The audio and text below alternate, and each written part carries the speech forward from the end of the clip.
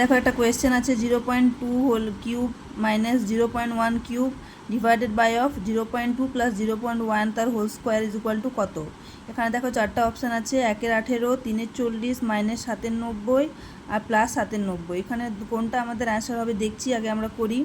0.2 তার whole cube সমান কত হবে?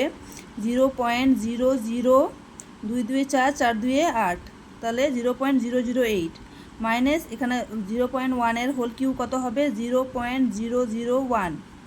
এখানে পাবো 0.2 প্লাস 0.1 অর্থাৎ 0.3 তার হোল স্কোয়ার, তাহলে 0.3 হোল স্কোয়ার হবে 0.09। এবার এখানে উপরে পাচ্ছি 0.007, 8 থেকে 1 গেলে 7 হচ্ছে, আর নিচে পাচ্ছি 0.09।